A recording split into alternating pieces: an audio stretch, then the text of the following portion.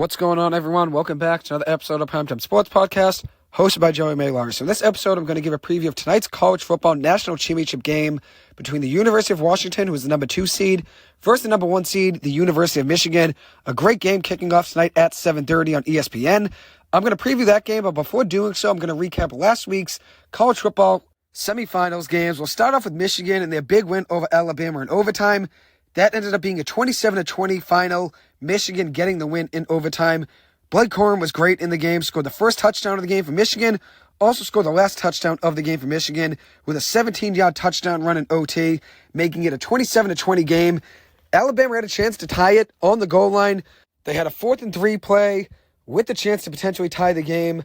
Jalen Moreau takes the snap. It's a designed run up the middle, and he's stopped by a Michigan defensive lineman, which I understand why they did that play call, because it has worked a lot this season. Them with a lot of QB powers running up the middle, it has worked for them. But in that situation, I think it would have been ideal for them to roll out and maybe have a tight end rollout, like a bootleg play where the quarterback rolls out and finds a tight end in the flat and there's a touchdown.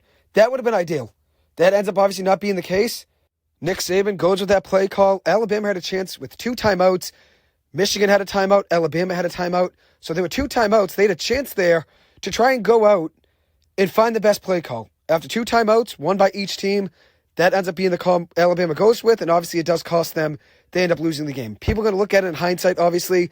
That's the way we look at sports and life, honestly, in general, but nothing Alabama can do about it now. They went with the play they thought was best, and obviously it does cost them at the end of the day. One thing that I was right with in this game, I did have Alabama winning the game, which obviously it didn't work out, but I thought their offense would start a little bit slow and then they'd pick things up in the second half.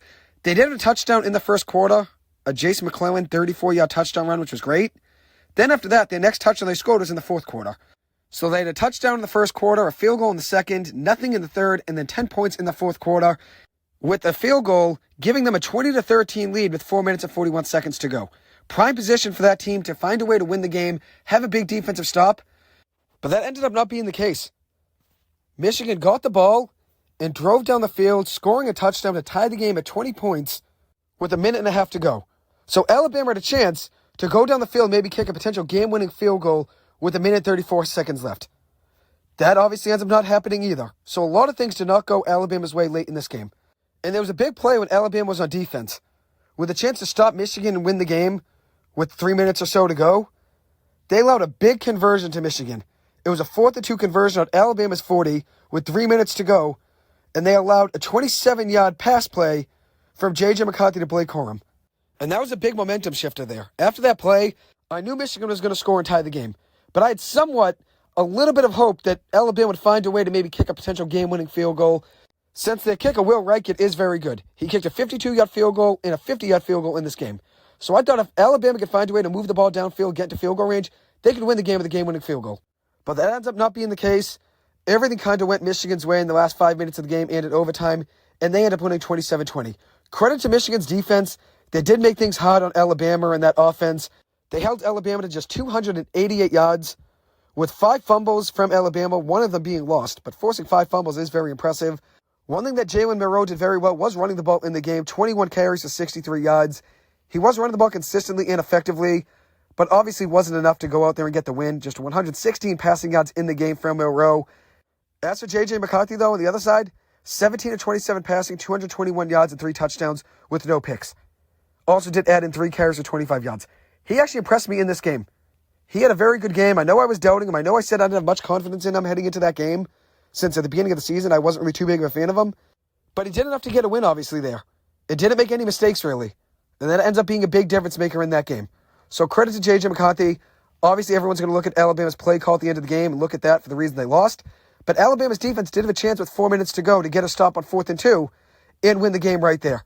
And that ends up not being the case. Then the offense gets the chance to potentially go down the field with a minute and a half to go and try to kick a game-winning field goal, and the offense couldn't move the ball. The game goes to overtime, and the rest is history. As for the Texas-Washington game, it was a lot high scoring of a game. A 37-31 finish, Washington getting the win. Obviously, being a Washington fan all season, I was very happy to see that. I've been a Michael Penix fan since last season, so seeing Washington compete on the biggest stage of college football, that's obviously great to see. And then you also get to see Michael Penix playing lights out on the biggest stage of college football. He had a great game. He was 29-38 passing with 430 passing yards, 2 touchdowns, and no picks. He had a monster game. And I know a lot of people that didn't really get to watch too much of him over the last couple seasons saw that game last Monday night and thought Michael Penix is the real deal. Which I've thought that now for 2 seasons. I've thought Michael Penix was the real deal. But after watching that game on Monday night last week and how crisp and how smooth and how calm he was in the pocket, just throwing the ball consistently downfield, always on target, and never letting pressure get to him. Even when pressure's coming and it's in his face, he finds a way to throw the ball downfield on target. And I know his run game's very good. I know the offensive line's very good. He has great receivers as well. But I don't think that should take away from Michael Penix. I know he's on the older side. I know he's 23 years old. I know he has the injuries. I know he was a transfer from Indiana to Washington. I know he's a lefty. But this kid has overcome so much in his college career, and he's excelling on the biggest stage in all of college football.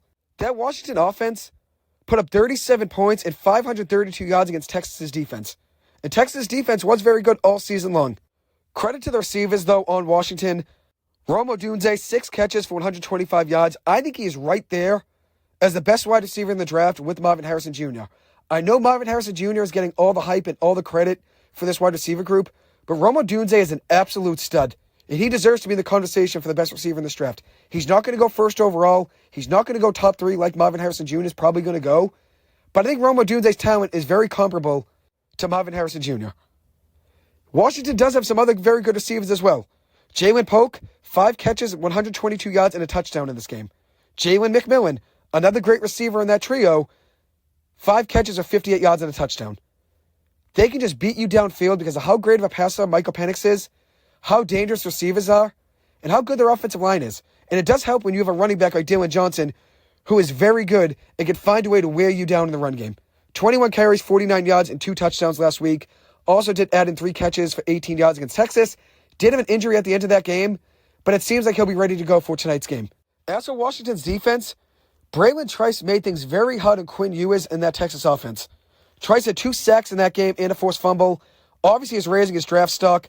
Just a monster game from him. Did have 3 total tackles for a loss as well, which is obviously great to see. Quinn Ewers didn't play bad in this game. I wouldn't blame him for the reason why Texas lost this game. He finished the game with 318 yards and a touchdown. Did add in some good rushing yards as well, 8 carries of 54 yards. But the difference in this game wasn't Quinn Ewers. It was Washington's offense just dominating the entire game. And things did get close at the end. It was a 34-21 game at the start of the fourth quarter. But Washington almost collapsed in the last 15 minutes of the game. They could have ran the clock out, maybe even taken knees and ended the game. They decide to run the ball with one of their last possessions. It ends up being a very costly possession since not only did Dylan Johnson get hurt, but it stopped the clock. So Washington couldn't run the clock out, giving Texas the chance to get the ball back with around 45 seconds to go in a 37-31 game. And they had the opportunity to go down the field. I know chances were going to be tough moving the ball downfield like that with just about 45 seconds left, but they did have the chance with the ball to potentially win the game at the end. They moved all the way down, got to the 13-yard line, and had a couple chances at the end zone. With 15 seconds left to go, they were on the 12-yard line, and they had 4 shots at the end zone. They throw 2 chances to A.D. Mitchell, probably their best receiver, go up and get it receiver. So I understood trying to force it to him since he's made very big plays in the College Football Playoff 2 years in a row for Georgia. So he tried to win a 3rd national championship in a row. I understand them trying to go to him, considering how big and how good of a receiver he is. But it ends up being broken up. The last pass intended for him was broken up by Elijah Jackson, and it ends up winning the game for Washington. But that shouldn't have come down to that. The injury to Dylan Johnson stopping the clock, Washington giving the ball back, the defense letting Texas move the ball down the field. All of those things really can't happen.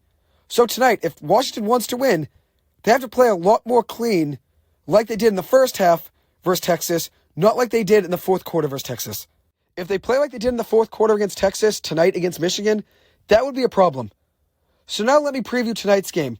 We have Michigan and Washington going at it, the number 1 and number 2 overall seeds in college football, both teams 14-0.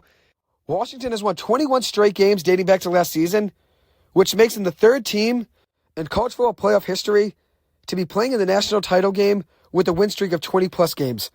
2017, Alabama won 26 games in a row, and 2020, Clemson won 29 games in a row. Washington has won 21 games dating back to last season, which is obviously very impressive. They put things together last year, and that's why I thought they were going to be very good this year, considering they had a lot of talent coming back, and Michael Penix in that offense would have another year under their belt. They were obviously very good last year. The receivers were great last year as well. But I expected that team to take another step up. Last season, they were 11-2, averaging 40 points per game. This season, they're 14-0, averaging just about 38 points per game, and beat Oregon twice, beat Texas in the college football semifinal game. They won a lot of big games this season. Even though a lot of them are one-possession games, they find ways to win. They won 31-24 in their fifth game of the season over Arizona, so that's a one-possession game. They beat Oregon the following game, 36-33. Then they beat Arizona State, 15-7. Then a few games after that, they won 35-28 over Utah. Then 22-20 over Oregon State. Then 24-21 over Washington State. Then 34-31 in the Pac-12 championship game over Oregon. Then last week, 37-31 over Texas. They've won a lot of one-score games this season. And I think tonight is going to be another one of those games where it's going to be a one-score game and they find a way to win at the end. Should last week have been a one-score game? No. But they still found a way to leave that game, the Sugar Bowl, with the win. As for Michigan, they've been great both ways this season. Offense and defense, both have been great this season. Only giving up 10 points per game, which is the best in all college football. 36 points per game on offense, which is 14th best in all college football. And there's a lot of uncertainty around Jim Harbaugh's future in college football. A lot of people are expecting him to jump back to the NFL, and I think that's going to be the case. I think this will be Harbaugh's last game coaching Michigan, and I expect him to go to the NFL after this season ends. So he's going to look to go out with a national championship win, something he's been trying to do for years at Michigan, which obviously the program has been great, especially over the last few seasons, and that's a credit, obviously, to Jim Harbaugh and everything he's built at Michigan. If he could find a way to leave Michigan with a national championship, there would be no better way to end his time there than with a national championship win. But as for what I think is going to happen in this game, I know a lot of people are going with Michigan, but if you listen to this podcast at any point of the season, I had faith in Washington all year long. I know last week in my prediction for the college football playoff, I did have Alabama beating Washington in my prediction, but that's because I had in my preseason, I had Alabama beating Washington in the semifinal game before the season began. That was my prediction. So I said if they meet in the finals, I'm going to roll with Alabama. But I've had faith in Washington for over a year now, dating back to last season. So I'm going to roll with them winning tonight's game. But a big thing for Washington tonight is going to be stopping Blake Corum. They need to find a way to slow him down. They did face off actually in 2021. Washington and Michigan did play in 2021, and Corum had an absolute day. 21 carries for 171 yards and 3 touchdowns in that game. Washington's defensive line, Braylon Tice, and those guys on that D-line have to find a way to hold Corum to under 100 yards in this game. And that's going to be hard to do. I'm not saying it's easy, but they cannot let him have a field day on the ground and run for 200 yards. If they can find a way to make things hard on Blake Corum and stall that Michigan offense, it's going to force J.J. McCarthy to have to make some big-time throws. And I know he played well last week versus Alabama, but this Washington defense has been scrappy all year long. Even though the numbers defensively are middle of the pack basically in college football for points per game allowed, they do find ways to win. They find ways to slow you down, and they find a way to clutch up at the end of the game, because a lot of the games are one-possession games. The defense has found a way to win games at the end, getting a big stop, getting a big turnover, whatever it may be. And a big question mark on the other side tonight is whether or not Michigan's defense and their secondary can find a way to slow down that trio of receivers on Washington. Can they find a way to stop Rome Odunze, Jalen McMillan, and Jalen Polk? That's going to be a big question mark. And I think this is going to be a little bit more low-scoring of a game than people expect. I'm going to roll with Washington winning this one 21-17. I have faith in the Huskies. I have faith in Michael Penix. And I think they find a way to scrap out a win in this game. And if you look at their schedule, they have beaten some top defenses this season. They beat Oregon twice, once in the Pac-12 championship game, and then beating Texas last week. Those are some good defenses right there. And even though Michigan's defense is better than both of those defenses, they still have been tested this year, and they're still undefeated. And I know on the other side, Michigan's undefeated as well. So you can't really take anything away from either one of these teams. But it's going to come down to who has the better game. Which quarterback is going to step up? Michael Penix or J.J. McCarthy? Because I think Washington's defense is going to find a way to slow Blake Corum down. At least that's what I hope. And I think Michigan's secondary is very strong. Mike Sainristil from Everett, Massachusetts, has had a great season. I'm excited to see what he does in the NFL. But he's had a great college career. This is his last game. He's looking to go out with a bang, obviously, and try to win a national championship game. That's the reason he went back to Michigan. So I think it's going to be a big game. The two factors on each side, one being Blake Corum, the other being the trio of receivers and Michael Penix for Washington. Those are obviously two things that I think are going to be a big factor in this game. But ultimately, I think what it's going to come down to is who's going to have a bigger game. Who's going to step up when the game matters most in the fourth quarter in a close one-score game? Is it going to be J.J. McCarthy or is it going to be Michael Penix? Who is going to make less mistakes? And that's the way football goes. That's the way most sports go a lot of the time. Whatever team makes less mistakes and whatever team can take advantage of their opponent's mistakes, they typically win. And I think tonight Washington finds a way to win this game. 21-17, that's my prediction. With that being said, one statistic I want to mention here is the 1 seed has never beaten the 2 seed in the college football playoff finals. Alabama was the number 2 seed in 2015, and they beat Clemson, the number 1 seed, 45-40. 2016, Clemson beat Alabama as the number 2 seed, 35-31. Then in 2018, Clemson beat Alabama yet again, 44-16 as the number 2 seed. Tonight, we have the number 2 Washington Huskies going up against the number 1 Michigan Wolverines. I think it's going to be a great game. I think it's going to be exciting. But I've been with Michael Penix now for over a year. I've seen a lot of his games. I have a lot of faith in that kid. I'm going to roll with them winning the national championship tonight. Anyways, that'll wrap up this episode. Thank you guys so much for taking the time to listen to this. As always, I appreciate it. I hope you guys have a good one, and I will see you guys in the next episode. Thank you.